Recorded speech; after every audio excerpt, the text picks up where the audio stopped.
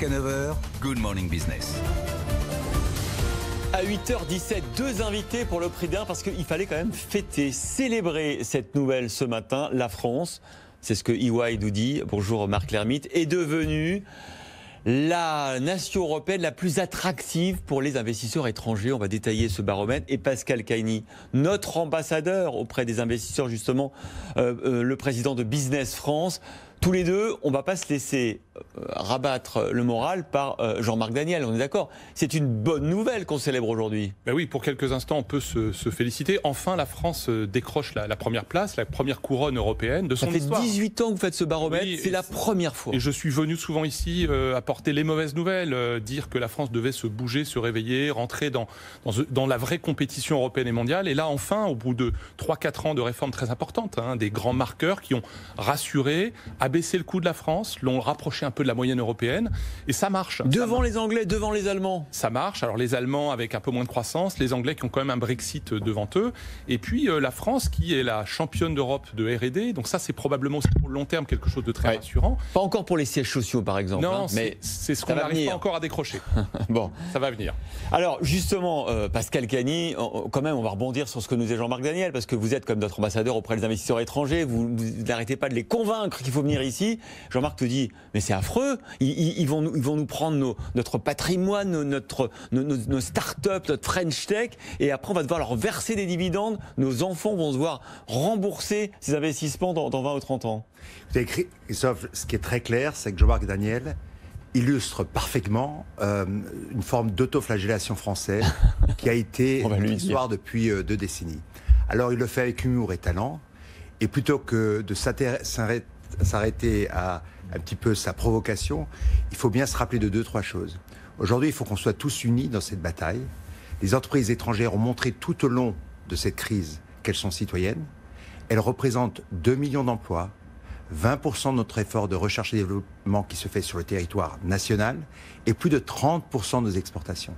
Elles sont citoyennes, mais jusqu'au bout de tout ce qu'elles font pour pouvoir s'intégrer dans les différentes communautés. Elle crée des emplois, elle paie des impôts et des charges sociales. Et de manière beaucoup plus importante, quand on a, dans l'histoire de notre économie, chaque fois qu'on est capable d'attirer des talents, du capital, on sait qu'on est le pays qui va rayonner. Or, ce qui est en cause aujourd'hui, c'est comment on va pouvoir aller plus loin. Et on part sur les actifs rares. Imaginez-vous que ce soit sur la recherche et développement, grâce à un effort national fort d'ailleurs, le crédit d'impôt recherche, que ce soit sur l'industrie, où nous sommes aujourd'hui la destination la plus prisée pour pouvoir bâtir ou rebâtir une industrie forte, ou évidemment sur le commerce et la distribution, nous sommes aujourd'hui l'endroit où tout le monde veut retourner. Donc je crois qu'il faut arrêter l'autoflagellation, travailler sur ce succès qui est le fruit de nos réformes et passer à la prochaine étape. Marc Lermite, c'est ça nos forces, c'est ce que vient de dire Pascal ? Jusqu'à maintenant, c'est ça.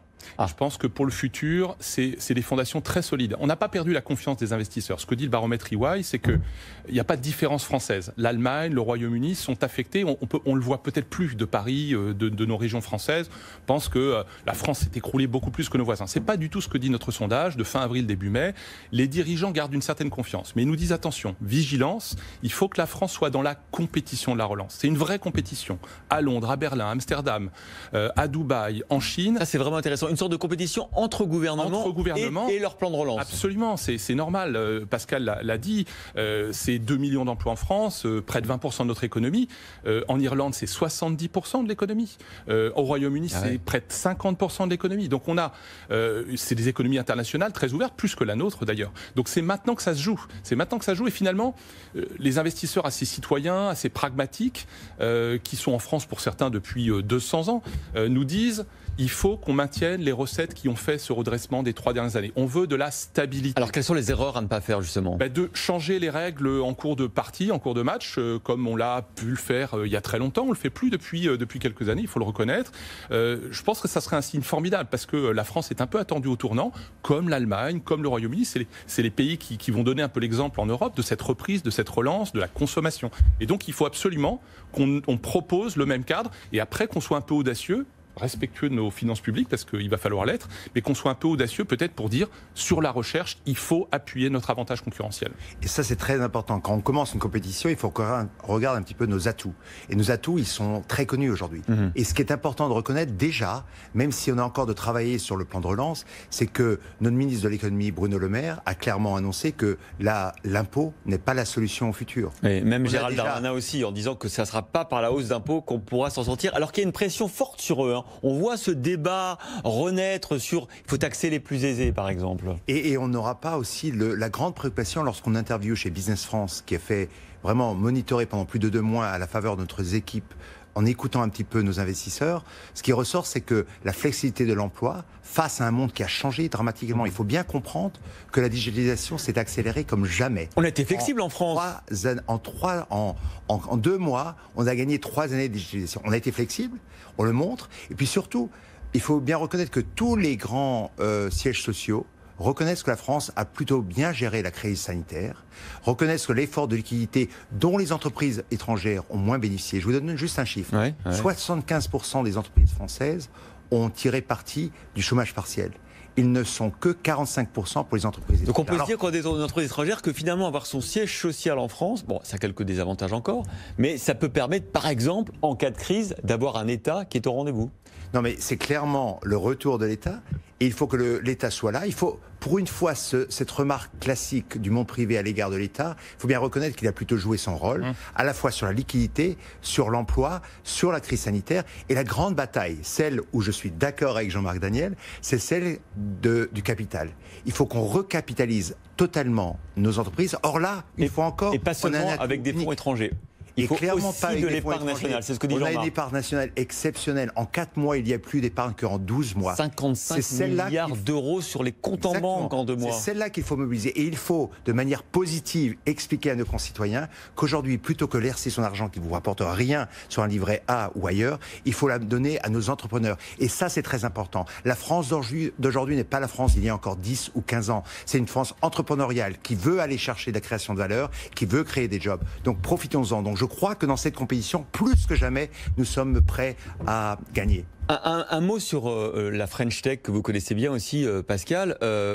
Globalement, quand même, les fonds ont été au rendez-vous. On a vu plein de levées de fonds au cours des dernières semaines. Il y a toujours quelques couacs, toujours et forcément quelques investisseurs qui revoient un peu la jauge. Et c'est normal, la situation a changé. Mais globalement, le système ne s'est pas enrayé, non ? Le système ne s'est non seulement pas enrayé, mais on n'a jamais eu autant de levées de fonds importantes. Quasiment toutes sur le plateau de Good Morning Business. Je ne sais pas si vous avez vu depuis 3 semaines. Absolument. Je suis effectivement mieux placé, compte tenu de mon background, que plein d'autres sur ce sujet-là. Vous avez plus de 5000 startups qui ont bénéficié des prêts garantis de l'État. On parle de 3 milliards sur l'enveloppe globale. Ah ouais. L'État aussi, à la faveur du travail remarquable de la BPI, a offert ce qu'on appelle des prêts convertibles. Et aujourd'hui, vous avez encore et toujours des propositions qui est très importantes. France Digital, France Invest, la French Tech se mobilise. Donc, je crois que c'est un bon exemple de ce qu'on peut faire et c'est préparer le futur. Mais ce qui est vrai sur la French Tech l'est aussi sur l'industrie. Avec les plans de relance qui sont déjà mis en place de manière verticale, c'est-à-dire sur les industries comme l'automobile, bientôt sur le tourisme, où tout le monde reconnaît qu'il y a un effort extrêmement important. Bientôt sur l'aéronautique et sur la French Tech, je crois que vraiment le job est fait, il faut en profiter. Marc Lermite, est-ce qu'il y a quand même des bémols ? Est-ce qu'il y a des points à surveiller ? Il faut qu'on ait ce moment de joie, d'abord parce que ça compte à l'extérieur. Bien sûr. Les autres pays, les communautés, les médias internationaux qui jouent un énorme rôle, comme le vôtre, sachent que la France est numéro 1 et que ce parcours-là, il n'est pas perdu. Il a fallu 18 ans pour y arriver. Et 2/3 des investissements annoncés en 2019 sont tout à fait en route, sont en marche. Donc c'est ce que dit l'étude aussi. 2/3, alors si je regarde le verre à moitié plein, il y a quand même 1/3 des investissements qui sont soit mis en suspens, soit pour 10% annulés. Donc il faut faire très attention à ce capital. Il ne faut pas l'opposer à ce que nous pourrons faire avec notre épargne. Pascal l'a très bien dit. Il faut aussi qu'on soit conscient que la France est très regardée. Je pense que le bémol, il est en fait pas très compliqué à lever dans la mesure où il faut juste rassurer sur le fait que les règles du jeu des 2-3 ans qui viennent pour les entreprises qui ont des sites ailleurs, qui font des arbitrages, en ce moment même, que ces arbitrages, ils peuvent être favorables à la France, parce que la France ne s'écarte pas de ce qu'elle a réussi à faire avec la réduction des charges sociales, une annonce de la réduction de l'impôt sur les sociétés, une réforme du marché du travail qui a quand même donné beaucoup de flexibilité. Il faut qu'elle se montre assez flexible, ouverte, confiante, dans un moment très difficile, bien entendu, mais confiante pour les 3-5 ans qui viennent, et donner un horizon technologique à notre rebond et à notre relance. Pascal Callier, est-ce que vous êtes optimiste? Est-ce que, alors je ne veux pas parler de la relance en V, en U, en L, mais est-ce que vous avez le sentiment qu'on peut encore éviter la catastrophe économique dans les prochains mois? Si vous définissez une catastrophe économique comme une baisse très forte du PIB, non. Non, c'est tous. Et là, c'est mécanique ce pour n'est pas 2020. différenciant. Ouais. La clé, ce sera comment on revient et on remonte. Et là, encore une fois, il faut se rappeler que pourquoi les entreprises étrangères viennent chez nous, c'est parce qu'il y a un marché intérieur extrêmement important. Et un marché européen Or, aussi. On voit un bas de laine qui s'est constitué de manière exponentielle. Et donc, ce qu'il faut aujourd'hui, c'est ramener cette confiance. C'est pour ça que tous les héros d'une forme de déclinisme doivent être un petit peu combattus, parce que si nous tous Français, nous prenons notre bas de laine, nous le mettons à consommer évidemment des produits étrangers, mais aussi nos produits français, avec un Made in France très important, si on se projette dans une économie décarbonée qui est la vraie opportunité de ce pays, la décennie à venir peut être la décennie française, si on casse la tirelire, si on embrasse totalement la révolution de l'économie décarbonée et si on continue, puisqu'on est bien pesé, à travailler sur le numérique. Il faut casser la tirelire et offrir aux épargnants des supports d'investissement. Moi, j'ai hâte de voir les premiers fonds qui vont ouvrir, par exemple, le capital des startups, le capital des PME à davantage au grand public. C'est en train d'être en cours, qu'on puisse investir directement dans des startups via les fonds d'investissement. Oui, c'est fondamental parce que c'est parmi les bémols, c'est ce qui nous reste à faire en France. On n'a pas suffisamment d'ETI en France, on n'a pas suffisamment de PME. Alors on le voit dans l'automobile. Hein. Exactement. Et les Français qui ont retrouvé le goût de l'entreprise, mais pas forcément le goût du risque, doivent penser et être confiants dans le talent des entrepreneurs, des dirigeants, de l'innovation à la française. Il y a énormément de difficultés devant nous, mais si on se donne un horizon qui est celui justement de l'investissement en France, on peut compter sur les entreprises qui ont leur siège ailleurs, on peut compter sur leurs 2 millions d'emplois, et à mon avis, tous ensemble y arriver. Merci Marc Lermite pour EY, merci Pascal Callier pour Business France, de cette bouffée d'optimisme, ce cocorico du matin.